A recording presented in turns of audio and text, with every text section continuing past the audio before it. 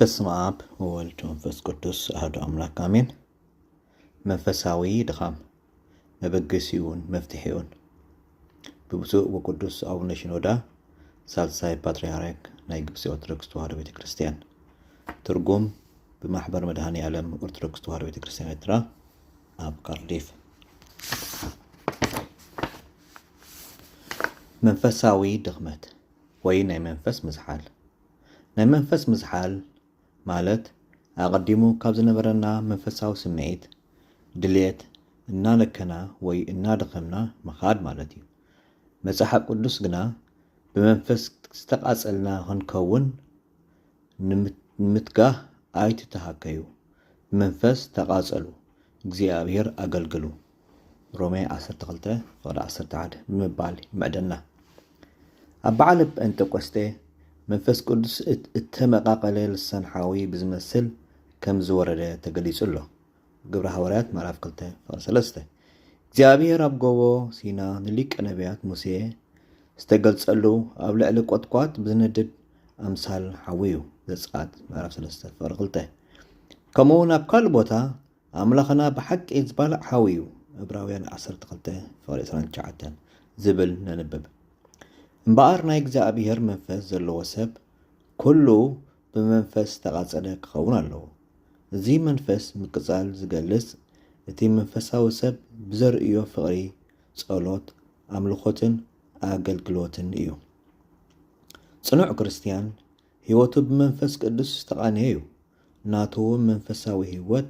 ንኻልኦት ብርሃን ይኸውን። ብናቱ እምነትን ቅንዕናን ካልኦት ይህነጹ። መንፈሳዊ ሰብ ንእግዚአብሔርን ሰባትን የፍቅር። እቲ ፍቕሪ እውን ዘይልወጥን ብዙሕ መከራን ፈተናን ዘየጥፍኦ እዩ። መጽሓፍ ቅዱስ እውን ንፍቕሪ ምስ ሓዊ የመሳስሎ። ንፍቕርስ ብዙሕ ማያት እኳ ከጥፍኣ ኣይክእልን፣ ወሓይስ ከዓ ኣየስጥማን እዩ። መሃለይ ምዕራፍ 8:7 ከም ዝብል ብፍቕሪ ዝተመልአ ኣገልጋሊ እውን ከም ቅዱስ ጳውሎስ መንፈሳዊ ህይወት ብጽኑዕ ይጋደል። ናይቲ ኣገልጋሊ ህይወት እውን ንኻልኦት ይተርፍ። ብጻዕሪ ሕልፊ ዘለኒ፣ ብማእሰርቲ ሕልፊ ዘለኒ፣ ብመውቃዕቲ ጸብለል ዝበልኩ ብዙሕ ግዜ ኣብ ሞት በጻሕኩ እየ። ብኣይሁድ 5 ግዜ ን40 ሓደ ጉደል ተገሪፈ፣ 3 ሻዕ ብሽመን ተዘቢጠ፣ 1 ሳዕ ብእማን ቀጥቀጡኒ፣ 3 ሳዕታ ዝነበርኳ መርከብ ተሰብረትኒ፣ ለይትን መዓልተን ኣብቲ ማዕሙቕ ባሕሪ ሓዲረ ወዓልኩ። ኣብ ርእሲ ዝኩሉ ከዓ እቲ ብዛዕባ ኩለን ኣብያተ ክርስቲያን ዘለኒ ሓልዮት ኣብ ጸጽባሕ የጽበለይ ኣሎ። ካልኣይ ቆሮንቶስ ምዕራፍ 1:23-28 ንዕዮ እግዚአብሔር መንፈስን ፍቕርን ቅንዕን ዝሰርሑ ቅዱሳን መላእኽቲ ልቢ ኣምላኽ ዳዊት ከምዚ ይብል፣ ንንፋሳት ልኡኻትካ ናሃልሃልታ ሓዊ ኣገልገልትኻ ገበርካዮም። መዝሙር ዳዊት 104:4 ኮይኑ ግን ብዙሓት ዋላ እኳ መንፈሳውያን ኢና እንተበሉ ብዝተፈላለየ ምኽንያት ብመንፈስ እናዝሓሉ ስለዝኸዱ መንፈሳዊ ትግሃትን ፍቕርን ሒዞም ንኸይጸንሑ ይገብሮም። ይጽልዩ ግና ከምቲ ዝተለምደ ፍቕሪ ወይ ተመሲጥካ ኣይኮነን። መጽሓፍ ቅዱስ የንብቡ ኮይኑ ግን ኣይምርሕሉን። ኣብ መንፈሳዊ ጉባኤታት ወይ ጸሎት ቅዳሴ ይካፈሉ ይሳተፉ። ከምቲ ቀደም ዝነበረ ግን ኣብ ልቦናኦም ዘሕትረሎም ዘሎ ለውጢ የለን። ኣምልኾቶም ነፍስ ዝተፈልዮ ስጋ እዩ። ጸሎት ምስ እግዚአብሔር ምዝራብ ምዃኑ ይፈልጡ። ኮይኑ ግን እግዚአብሔር ኣብ ግዜ ጸሎት ምስኦም ከም ዘሎ ኣይፈልጡን ወይ ይዝንግዑ። ሐዋርያ ቅዱስ ዮሃንስ ኣብ ራእይ እግዚአብሔር ንናይ መንፈስ ምዝሓል ክሳብ ክንደይ ከም ዝጸሎ ይነግረና። ናይ ማሕበር ሎዶቅያ ግብርኻ ኩሉ ግዜ ኩሉ ፈልጠ እየ፣ ኣይዝሑል ኣይምውቕ ኢኻ፣ ብኣኽብኻ ዝሑል ወይ ምውቕ ኮይንካ፣ ስለዚ ኣይምውቕ ኣይዝሑል ዝበለ ስለ ዝኾንካ ካብ ኣፈይ ጡፍ ክብለካ እየ። ራእይ ዮሃንስ ምዕራፍ 3:15-16 ናይ መንፈስ ምዝሓል ካብ ዝፍትኖ ሰብ ኣንጻር ዝምዘን ኣንጻራዊ ነገር እዩ። እዚ ማለት ናይ ቅዱሳን ሰባት ደኻም ንብሎ ንምእማን መሰረት ክርስትናኦም ነቕነቕ ዘብል ክኸውን ይኽእል። ንቅዱሳን ናይ መንፈስ مزحال كابت زلوه لعل درجهم قرب تحت انت بلومون كابتهم كالوت سبات ببقعت منفساوي هيوت بطعمي يعابيو عينتات ناي منفس مزحال سلسة عينتات منفساو مزحال ويدما مزحتال ألو نساتم دما حادة ترى مزحال إذو كل السبب نقدسان كي ترفه زقاتم إيو مهنياتات أختيلو بالترير زخانة من قدين قدميت كاب مسقوام نخد حرحر زدفا فأنايو نابنت عديتات بالمهنيات وليد كبتك السنك رحقان كالوا أقزي حمام منفساو نقرات زي مفتسام زي مسلو قالوتون كتقوسو يقولو كتر غلطة أنصاراوي مزحال زي أنصاراوي كون كله مبقسيون أب هيوت اتي منفساو سب زلو استفرالي قزيات وي معلتات وي إوانات كان الرأي كلنايو نابنت أب صوم 4 ويدما عبي صوم زنبر منفساوي تقهات أب بعل 5 أيران ويدما يلن ودته زامسلو سالساي دما حادقنيا ويدما برتوع مزحال إذا عينت مزحال دما أوشتنا تعاغيرو ويك قربت بقع تخليني متسئ نحنا بقى كي تفلتنا نلومدو أمو كابقو نملقاق ولا حالة عارق خين كايد ويدما نخين قبر نشقر الليو نامنت مبزحتهم كاب لمماد استلع على بيت كريستيان كاتو خلو بزي فرهاتن كبرن كون كله أوشت بيت كريستيان مهانوون ولا حد سمعت زي بلوم تري كابو حليفوب نتناي ناتوم قديفوم سرعاتنا مقبار بزب الشفان نخالقت قصصون بحيلك قالون قوايقون يرأيو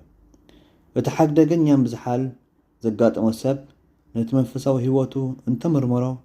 ولا حنتي منفساو دخمتها يركبن تيزو قبرو كله قنعكم زخونة دا أنبر نفسو أي مرمرنيو منفساوي دخام بمنفساوي دخام استتغى أسب بفلات يخون بزي فلات مخنيات النهابة كم منفس مدكام حليفونا بحاتيات زود كل جزيالو كأس بغصون نتزلو تحتنا بمسان نزتشومه ويدوان ستوهبو منفساو حلفنت ويون خلوت زلو أخبروت إنانك يخيد ناي منفس مزحال ملكتات ناي منفس مزحال ناي وركت من قديو كمين تتباله كاب فقري قعزو ناب كنتو من ملاس كاب منفساونت ناب وهابي مخنيات كاب منفساو مقبارات ناب ناي سقا فقاد كاب مسك زيابير منبار مسابات ناب متصماد ويدما موكال موداقي مو بخلق قلالصا زجمرنا منفساو قعزو نتاخسلو مسك زيابير زلنا ركب عنقوات زي بلون بوشتنا زلبسنا زي كون دقاو تراي يخون مالتي كم ناي فقري قعزو ناب كنتو مملاس منفساو هيوت نكزيابير بمفكار استمسرتك خون كله إذا عينت فقري ناي مقبارات موقسي نتبيك خون يقبع النتسألي نكزيابير سلن فتوى ويدمان نفكري نفسي نعاقات تسأمى الله كم تدرغن نغوص المدري ماي تسأمى أنا نعاقا هر بلكالله مزمور داويت سوان سلسان كف غد حاده نحقا خام بزاف قركوه ملو معلتي استنتنو اللهو مزمور داويت 119 فقد سان شوات نزبل ناي قدوس داويت قال بذكاري لنا ناي منفس مزحال كلنا قناة صولتنا كف غري استلعالي مهانو تريفو حلنا نخي وقسنا تراين فتسمو تقواري قوان ناي حق انيا صولت معك اني زخونا حيلي سمعيتن ناي حلنا ممساتين يترف تعتنا فقري ويا خبرات زي بولي يقوان قالوا اتون كاب منفساو تقواراتن منفساونتن يدحر حرو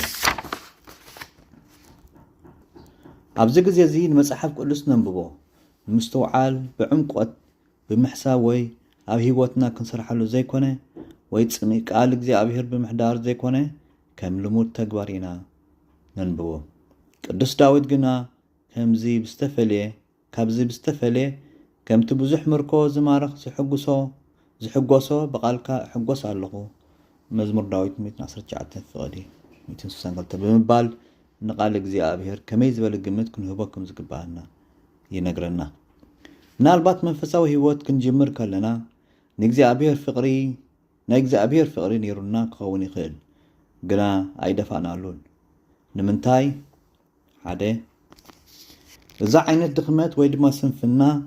ክመጽእ ዝኽእል ምናልባት ኣብ ግዜ ጸሎት